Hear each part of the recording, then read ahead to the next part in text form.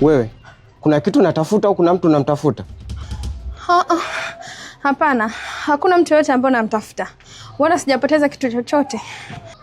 Mbona kama ulikuwa unanifuatilia? Kukufuatilia?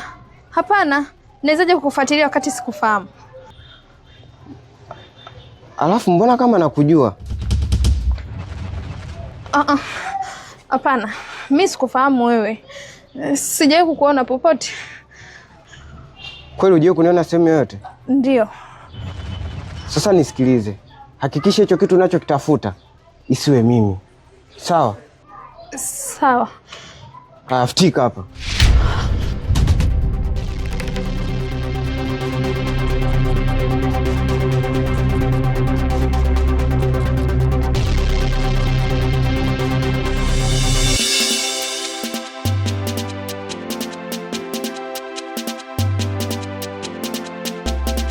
Kiti.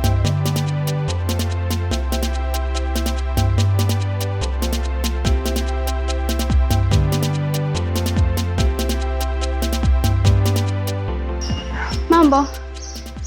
Poa. Kichinjile. Na leo nimekuona uko na mwanamke mwingine. Vipi? Naye ni nani? Mwanamke mwingine? Unaona maana gani kusema hivyo? Mimi nimekuona tu na mwanamke mwingine ulikuwa unaongea naye. Hata hivyo sikutaka tu kuingilia mazungumzo yenu kwa sababu nilidhani ni rafiki yako. Ila kabla ya mimi kuondoka, niliona umembusu. Ndio maana mimi nimekuuliza kwa sababu najua mwanamke wako ni Tami. Kwa hiyo huyo mwanamke mwingine ni nani? Jeni, nisichokipenda kwako ni kitu kimoja tu. Tatizo lako unapenda kuuliza maswali ambayo hayana majibu. Alafu ina maana mtu yote ambaye nitakuwa nimesimama naye lazima nije nikwambie huyu ni nani na huyu ni nani. Isitoshe mpenzi wangu wewe unamjua kwamba mimi mpenzi wangu ni Tami. Na maswali kama hayo inabidi aniulize Tami kwamba bwana umesimama na nani na unafanya nini? Unaniuliza kama nani? Kichinjile, mimi sijakuuliza kwa nia mbaya. Nimekuuliza tu kwa sababu nilihitaji kujua na nilishangaa sikutarajia kuona hivyo. Hata hivyo, Kichi, vipi kuhusu lile ombi langu nililokuambia? Ombi lako? Ombi gani tena? Kichinjile bwana. Si lile ombi la mimi na wewe tuendelee kuwa na mahusiano kama zamani. Ni bwana. Tatizo lako uko nyuma sana ya muda. Usichokijua ni kwamba vijana wengi wa sasa huwa hawafocus katika mapenzi. Wanafocus katika maisha. Isitoshe kama mimi hapa nilivyo, mimi nawaza kuhusu kodi, nawaza kuhusu kuvaa, nawaza kuhusu kula na vitu kadha wa kadha kwenye maendeleo ya maisha yangu. Kwa hiyo unapokuja unaanza kuniambia habari za mapenzi unakuwa unanichanganya, unajua. Mimi na focus na vitu vingi, mimi nadaiwa kodi, wewe unaelewa, unajua. Sina muda wa kufocus na mapenzi mimi mwenzako. Alafu isitoshe Jeni, wewe una hela. Yaani hauna sasampa. Kwa mimi siwezi nikapoteza nguvu nyingi sana kwa sababu nimekaa nikachunguza nikajua kwamba mara nyingi nimekuwa nikipoteza sana nguvu. Yaani ujuzi wangu mara nyingi nimekuwa nikupoteza kwako afu sifaidiki na chochote kile. Kwa hiyo nimeamua kufocus na maisha yangu mzee. Kichi, mimi simaanishi kwamba mimi nataka kutumia nguvu zako tu. Namaanisha kwamba mimi nataka kuwa mwanamke wako kabisa halali wa ndoa, tujenge familia, tuwe mke na mume kabisa. Jeni, hivi ukiniangalia kutoka juu mpaka chini, ninaweza nikawa baba kwa sasa au nikawa mume wa mtu? Yaani kwa sasa na mimi niitwa baba fulani, nipo katika ndoa, nioe. Nisikize nikwambie kitu kimoja Jeni. Mimi sina mpango wote wa kuoa kwa sasa. Sasa hivi mimi na focus na maisha yangu. Nipo straight na maisha yangu. Kwa hayo mawazo yako ambayo unawaza ni mawazo ambayo hayana majibu. Yaani huko nyuma ya muda. Kwa sasa vijana wengi wana focus mbele. Yaani mbele kwa mbele. Na kitu kingine Jeni, nikitaka kuoa siwezi nikakuoa wewe. Lazima niwe mwanamke mwenye kipato ambaye analizisha yeye, nikitaka hiki napata, nikitaka hiki napata. Nikitaka madambu zinadambua, nikitaka madusko napata. Siwezi nikakuoa mtu kama wewe Jeni. Kichinjile. Hivi ndio yule Kichinjile wa zamani ambaye mimi namjua tokea zamani kabisa. Mbona umebadilika sana? Na hutaki kabisa kumuelewa Jenita wako. Umepatwa na nini wewe? Nisikilize Jeni. Naona wazee juu kunipotezea muda, afu isitoshe kuna vitu vingi inabidi nifanye kwa muda huu. Kwa hiyo see you next time. Kichi. Hebu niache bwana. Are you mad? Kichi.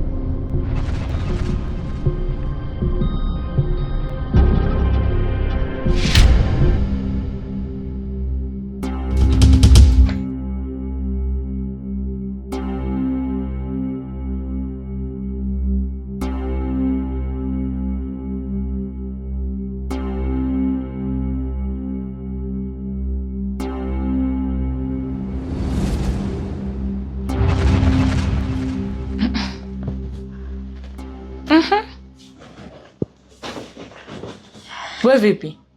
Umekipata ambacho nilikuwa nimekuagiza? Ndio dada, nimekipata. Japokuwa nimekipata kwa ugumu sana. Kwani mimi nimekuuliza kuhusu hayo mambo umekipataje? Mbona jijibisha maswali ambayo hata sijakuuliza? Mimi nimekuuliza umekipata ambacho nimekuagiza, ulitakiwa kujibu ndio nimekipata basi, au mambo mengine mimi sijakuuliza. Na mbona umechelewa kiasi hiko? Au mwenzetu ulipata na majukumu mengine huko kaanza kufanya, si ndio? Dada, kiukweli pale dukani uliponiagiza palikuwa pana foleni kubwa sana. Kwa hiyo ikabidi nikae pale nisubirie foleni ipungue. Na hata hivyo nimewahi tu kwa sababu nimefanya kuchiti. Na ndio maana nimevipata vitu kwa haraka na nimerudi. Yaani wewe binti wewe, unaniona mimi kama sina akili vizuri, si ndio?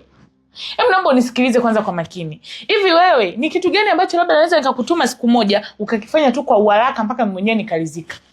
Maana kila sehemu ambayo nakutuma wewe ni lazima uende ukajiongezee na lisali zima la kupumzika huko. Sijui wewe una kazi gani mwenzangu, au kuna kazi nyingine huko barabarani wewe unaifanya? Wewe ni dalali, labda unafanya kazi huko barabarani ya udalali.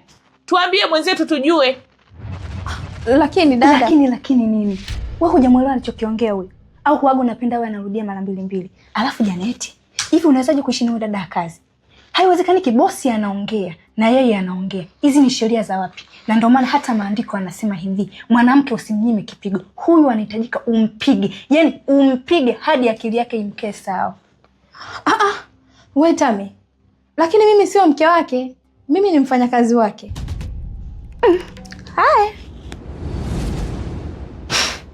Haya. Fanya kutoka hapo, maana unazidi tu kunichefua na hisi kama kichefuchefu nitatapika muda wowote na sije nikakulukia hapo nikakulalua na makucha yangu shingoni. Toka. Toka, unanikodolea nini mimacho? Si umeambia uondoke? Ondoka. Toka.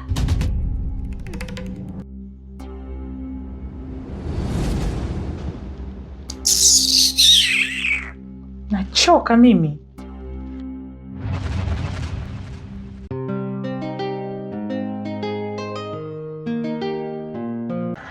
Basi sawa. Kuhusu ule mzigo ulioniagiza, ushafika sehemu husika. Na wakati napatia ule mzigo, kulikuwa kuna mtu anatufuatilia. What? Kuna mtu alikuwa anakufuatilia? Unamaanisha nini Sebiga? Maana bado sijakuelewa kabisa, ni kama unazunguka mbuyu hivi. Hebu ongea nikuelewe. Madam, wakati nakabidhi ule mzigo, na yule mtu akaondoka, nikaanza kumove. Wakati na move, yule aliyokuwa ananifuatilia alikuwa nyuma yangu. Na mimi nikatumia ujanja wangu, nikajificha. Alipofika pale, akaanza kuangaza. Na mimi nikatokea nyuma yake nikamshika bega. Usitaki kuniambia kuwa unamjua mpaka kwa sura. Hebu naomba niambie haraka huyo mtu ni nani? Maana kama unazidi kunichachafia. Ni nani huyo mtu? Madam, ni mtu wako wa karibu sana. Ni mtu wangu wa karibu sawa. Nataka kumjua. Kwa sababu unamjua kwa sura na imani kabisa mpaka kwa jina unamjua. Ni nani huyo? Naomba niambie. Ni dada yako wa kazi. Inaonekana anajua vitu vingi sana kuhusu wewe. Kwa hiyo inabidi kuwa naye makini. Yaani mpango wako anaujua wote, na huenda hivyo vitu anafuatilia kimya sana. Kwa hiyo kuwa makini sana madam. Sebiga, unamaanisha unachokisema? Ndio. Asante sana kwa taarifa. Na nikuhakikishie tu kitu kimoja. Nitafanyia kazi ushauri wako. Na pia nimefurahi sana umefikisha mzigo wangu sehemu husika ambayo ilikuwa inahitajika. Na hisi tumeshamaliza mazungumzo. Unaweza ukaenda sasa. Basi sawa. Kuwa makini sana. Sawa.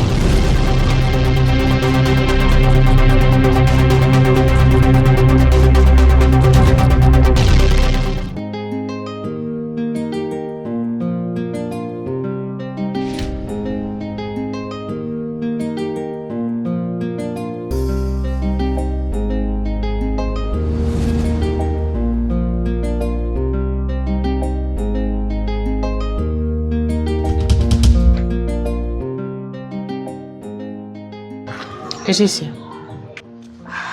Abe dada. Kuna kitu nataka nikuulize.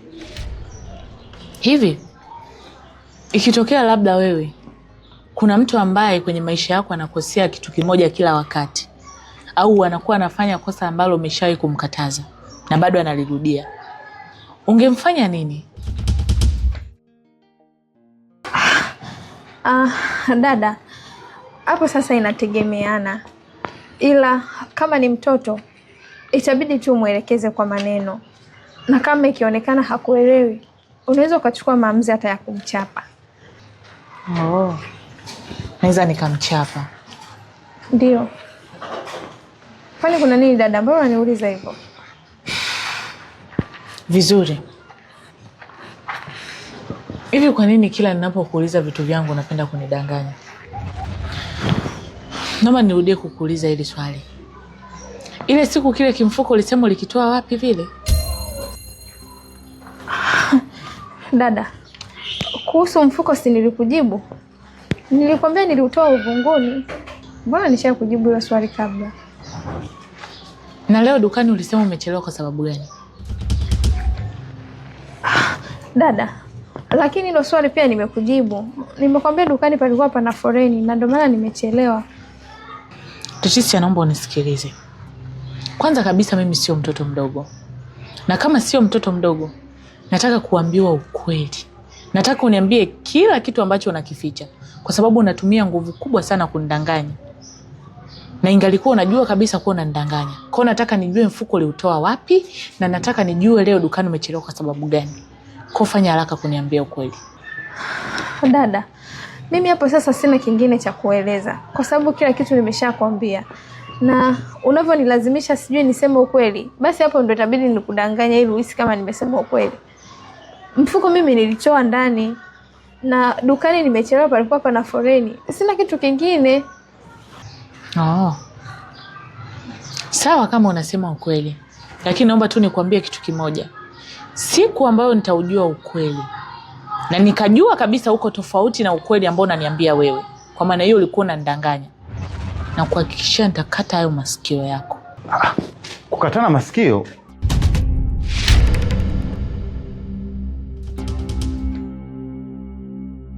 Kukatana masikio vipi tena? Hakuna kitu mume wangu. Sema tu kuna kitu nilikuwa namuelekeza hapa. Wow. Mke wangu bwana. Kwa hiyo kwa sababu unamhadisia hadithi ndio mnafikishana kwenye hadithi mpaka kukatana masikio? Eti Leticia, kwema? Ndio, tuko sawa. Dada tu alikuwa ananisimulia hadithi. Basi sawa. Mimi nimefurahi kusikia hivyo. Na nimeshangaa sana kumwona mke wangu leo anaosha vyombo. Kwa sababu tangu nimemuoa hivi vitu na yeye ni mbali. Hongera sana. Asante mume wangu. Lakini nafanya haya yote kwa sababu yako. Mimi nimefurahi sana mke wangu. Na hii ndio maana halisi ya familia. Natamani kuona amani inatawale kwenye familia yetu. Kwa sababu mama mwenye nyumba ukishirikiana na dada wa kazi, nyumba inataradadi na inakuwa yenye utukufu wa hali ya juu. Wale nimechoka sana. Nahitaji kwenda kupumzika. Acha niende chumbani kwangu nikapumzike. Sawa, haina shida. Atwendi? Tunaenda. Ngoja niweke ile bakuli.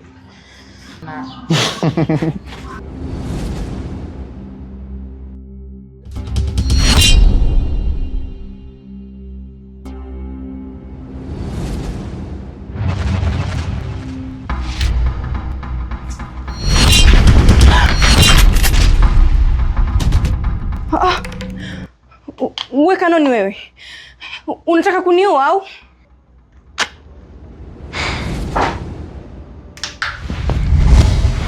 Wewe Faida, una shida gani wewe? Yaani unanyapia unakuja nyuma yangu mpaka nafika nyumbani kama mhalifu vile. Unataka nini? Kanoni, mimi sio mhalifu. Si ushaona kabisa mimi ni Farida. Alafu ninavyosema hapo kwamba ni nyumbani kwako, hapa ni nyumbani kwetu sote. Au umesahau kama mimi na wewe ni mke na mume watarajiwa? Nyumbani kwako? Mke na mume? Kivipi? Mimi na wewe tumeshafunga kurasa. Hatuna mahusiano mimi na wewe. Na nimeshakwambia ni marufuku kuja nyumbani kwangu kwa namna yoyote ile bila ridhaa yangu. Kwa ukija hapa uwe na miadi na mimi. Make sure umewasiliana na mimi. Huwezi kujibia taifa yoyote tu. Na unafahamu fika kwamba hapa ni nyumbani kwangu. Upasi kuja kama mhalifu. Kwa maana ukija kama mhalifu kuna siku nitakubomoa hicho kichwa, nikupiga na risasi. Kanoni, mimi na yeye hatujaachana. Mimi na yeye bado ni wapenzi, tena tunapendana sana tu. Na kingine, mimi nimekusubiri sana hapo nje. Na nyumbani kwetu mimi nimeaga naenda kwenye party ya rafiki yangu. Nimemwambia babangu nitarudi kesho asubuhi. Kwa hiyo hapa sasa. Nalala hapa nyumbani kwako leo, siendi popote. Unataka kulala nyumbani kwangu? Kivipi? Huwezi kulala nyumbani kwangu. Hakuna nafasi ya wewe kulala nyumbani kwangu na hauwezi. Marufuku kabisa kuongea maneno kama hayo. Kanoni, asa unavyoniambia nisilale hapa sasa hivi, mimi nitaenda hapa sasa hivi usiku mtoto wa kike? Au unataka nitembee mwenyewe sasa hivi? Anyway, nishapata majibu. Nyumba yangu ina vyumba vingi sana vya kulala. Na nafikiri nitakupatia chumba kimoja ambacho itabidi upumzike siku ya leo. Na kesho asubuhi, mapema sana, naomba uondoke nyumbani kwangu. Kwa hiyo, mimi nitalala chumba changu na utalala chumba chako. Tumeelewana? Mimi vyovyote tu utakavyofanya, lakini kikubwa tu nilale kwa mpenzi wangu. Mwanamke una shida gani wewe? Unataka nini kwa maisha yangu kwani? Wazako wakiachwa na achika. Anyway. Tuingie ndani.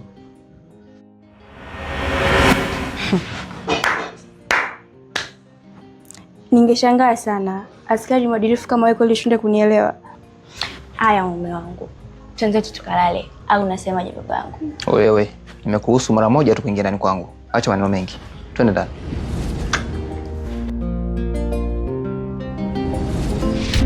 Karibu maji boss.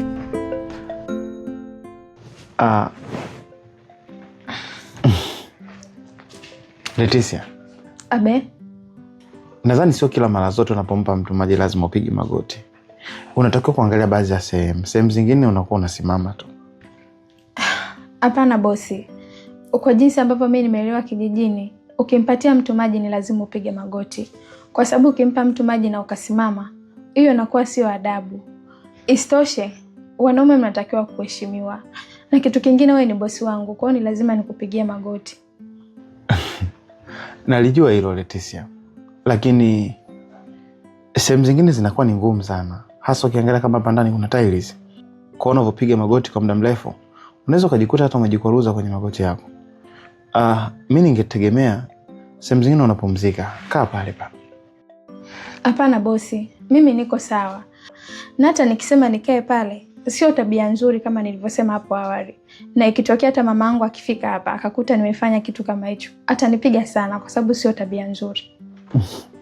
Leticia bwana. Ni kweli kabisa unachokisema, nimekwambia nimekuelewa. Lakini mimi sioni sababu ya kila sehemu upige magoti. Hii kitu bwana inachosha. Sometimes unakuwa unaangalia sehemu zingine unakaa tu. Sisi ni ndugu yako, sisi ni familia yako. Kwa hiyo hatuwezi tukakutreat kama mnyama. Kwa mimi kama bosi wako naomba ukae pale tafadhali. Basi sawa. Asante sana bosi.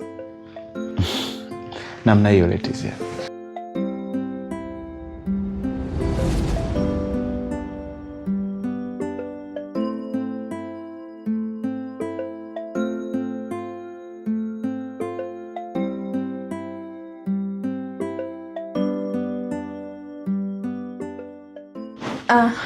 Samani bosi.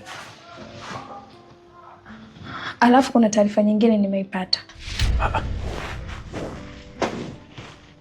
Taarifa? Ni taarifa ipi hiyo?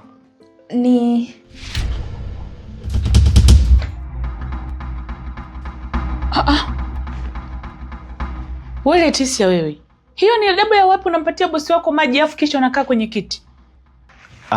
Mke wangu hajakaa tu, alikuwa amepiga magoti na mimi ndo nimemwambia kae kwa sababu naona kama hapa kwenye tiles ni pagumu sana. Na endapo atapiga magoti kwa muda mrefu, anaweza taka kuaruzika magoti yake. Na ukiangalia sisi ni familia yake, sio kila sehemu lazima apige magoti. Mume wangu, hii sio adabu nzuri kabisa.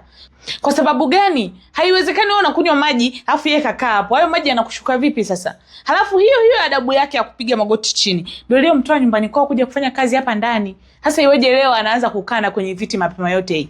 Umeshaanza kuota mapembe? Mke wangu bwana. Lakini nimekwambia kwa hapo awali alikuwa amepiga magoti. Na mimi ndo nimemwambia akae pale. Na hapo awali alikuwa amepiga magoti hapa. Na hata hivyo sio lazima kila sehemu anapiga magoti. Huyu ni mwanadamu, anachoka. Kwa hiyo kama anachoka lazima sisi tumuonee huruma, sisi mabosi zake. Kwa hiyo nimemwambia apumzike tu. Na hili swala la kunywa maji lenyewe ni dakika moja tu. Sio lazima akae amepiga magoti amenisimamia. Na especially mimi nikinywa maji huko mtu amenipiga magoti na shindwa hata kumeza. Yaani najisikia vibaya. Sisi tumeelewana?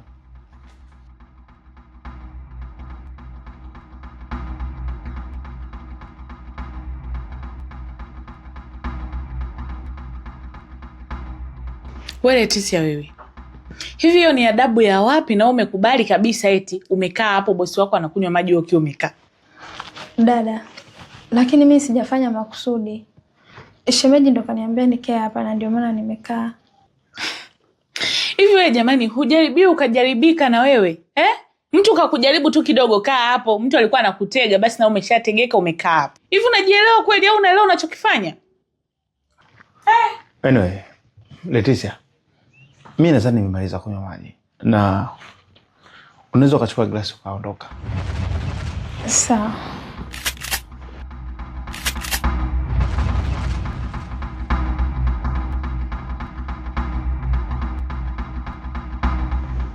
Muda mwingine anachoka. Kwa lazima tumuelewe kama ni mwanadamu amechoka. Anachoka wapi? Yaani huyu anazuga tu hapo, hakuna anachokichoka chochote. Mbona mimi nafanya kazi lakini nimetoka kukunja nguo huko ndani ziko kibao, nimekunja mpaka nimetoka majasho lakini bado najikaza nimefika mpaka hapa. Yeye anachoka kitu gani? Pole. Hata hivi sasa unanifurahisha, unafanya sana kazi. Sema ndio hivyo tu. Kwa sababu mimi ni mwanamke, sasa nitaacha kufanya kazi mpaka lini? Ndio maana nimeona nifanye tu. Wow. Hongera. Asante. Naomba nilale hapa. Bila shaka.